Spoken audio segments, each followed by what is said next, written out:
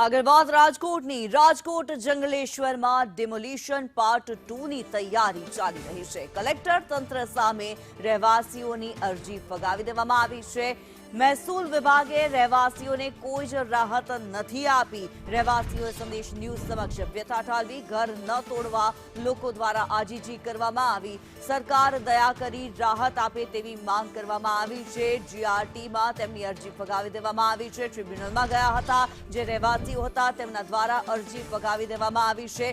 Rajkot જંગલેશ્વરમાં demolition part 2 જલ્દી જ શરૂ થઈ શકે છે। રાજકોટમાં જંગલેશ્વર પાર્ટ 2 ની તૈયારી સરકારી તંત્રએ કરી છે, કારણ કે મહેસૂલ પંચ દ્વારા જે ચુકાદો આપવામાં આવ્યો છે તેના લઈને જંગલેશ્વરના જે રહેવાસીઓ છે તેની અંદર ચિંતાની સાથે સાથે નારાજગી જોવા મળી રહી છે। 1358 જેટલા બાંધકામો છે એમને લઈને આ ચુકાદો આપવામાં આવ્યો છે। આપણી સાથે જંગલેશ્વરના રહેવાસીઓ છે। શું કહેશો, જે પ્રકારે ચુકાદો આવ્યો છે શું કહેશો તમે? અમારે તો એક જ માંગણી છે, ભાઈ અમને અહીં રહેવા દો।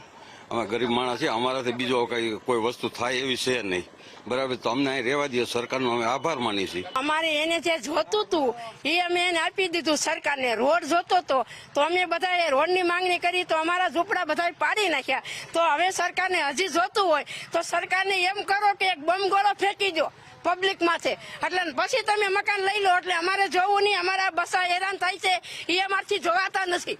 સરકારને જઈને તમે એવું કહો કે માજી એવું બોલતા હતા ઉપરથી બમગોળો ફેંકો એટલે પબ્લિક મરી જાય, પછી તમે બધું લઈ લો। 20,000 મતદાન છે તો એક માણસ એક ઘરની 4 જણા ગણો તો 80,000 માણસ થાય। કેટલું?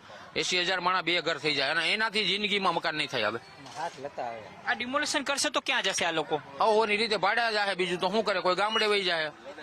આમાં કોઈ હક પણ તૂટી જાય, મકાન હોય વહી જાય તો કોઈના ઘર હોતન ભાંગી જાય ને સાહેબ, ઘરે ભાંગી જાય ને આમાં તો। બિલકુલ ચિંતા છે જંગલેશ્વર અને રાધાકૃષ્ણ નગર કે પછી બાલકૃષ્ણ ચોક કે આ વિસ્તારની અંદર આવેલી તમામ સોસાયટીના અસરગ્રસ્તોને કે જેમને કલેક્ટર તંત્ર દ્વારા નોટિસ ફટકારવામાં આવી છે। 1358 એવા બાંધકામો છે કે જેમને ખાલી કરવાની નોટિસ હતી।